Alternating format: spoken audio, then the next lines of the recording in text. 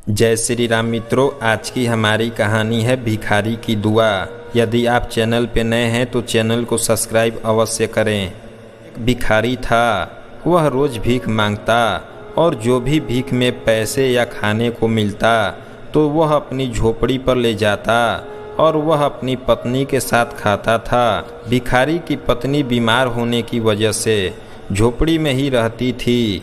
एक दिन की बात है, वह भिखारी एक दिन एक अमीर व्यक्ति के घर के दरवाजे पर जाकर भीख मांगता है। तब वह अमीर व्यक्ति उस भिखारी को गंदी गंदी गालियाँ देता है और बोलता है, क्या भीख मांगते हो?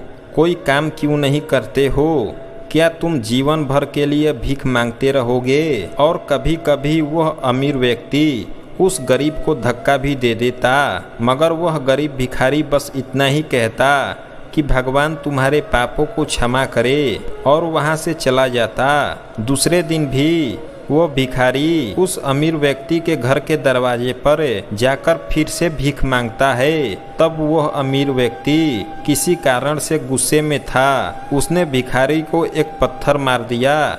वो पत्थर भिखारी के सिर पर लगा, जिस वजह से भिखारी के सिर से खून बहने लगा। मगर तब भी वह भिखारी इतना ही बोला कि भगवान तुम्हारे पापों को क्षमा करे और आगे जाने लगा। लेकिन उस व्यक्ति का जब गुस्सा कम हुआ तो वह सोचने लगा कि मैंने उस भिखारी को पत्थर मारा, फिर भी उसने मुझे कुछ ना कहकर मेरे लिए भगवान से दुआ मांगी। मुझे जानना पड़ेगा इसके पीछे का राज क्या है। फिर वह अमीर व्यक्ति उस गरीब के पीछे पीछे चलने लगा। वो भिखारी जहाँ जहाँ जाता वहाँ वहाँ वह अमीर व्यक्ति भी जाने लगा। तब वह अमीर व्यक्ति देखता है कि कोई उस भिखारी को गालियाँ देता और कुछ लोग उस भिखारी को जलील करते, मगर भिखारी उन सबको इतना ही कहता कि भगवान तुम्हारे पापों को क्षमा करे। धीरे धीरे शाम होने वाली थी और भिखारी अपनी झोपड़ी में वापस लौट रहा था। वो अमीर व्यक्ति भी उसके पीछे पीछे जा रहा था। भिखारी ने जैसे ही अपनी झोपड़ी में प्रवेश किया तो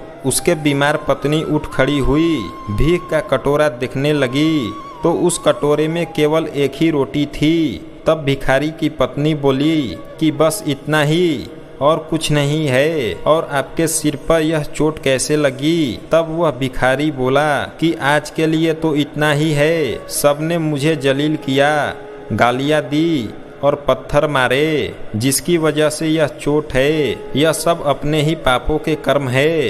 क्या तुम्हें याद है कि कुछ साल पहले हम कितने अमीर हुआ करते थे? हमारे पास सब कुछ होने के बाद भी हमने कभी दान नहीं किया।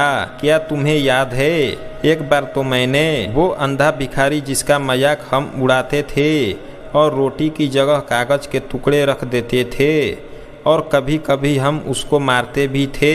एक बार तो मैंने उसके भीख मांगने के कटोरे को भी फेंक दिया था। तब भिखारी की पत्नी ने कहा, हाँ मुझे याद है, मगर वह अंधा भिखारी इतना ही बोलता था कि तुम्हारे पापों का हिसाब मैं नहीं भगवान करेगा। आज उस भिखारी की है बद्दुआ हमको लगी है।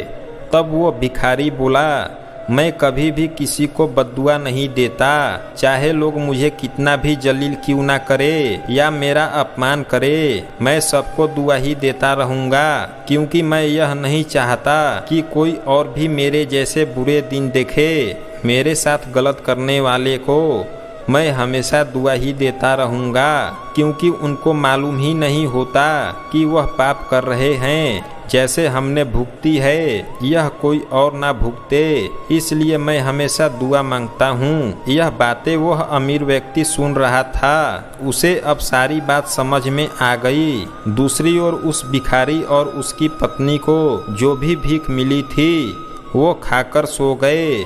अगले दिन वह भिखारी घर के दरवाजे पर जाकर भीख मांगने लगता है।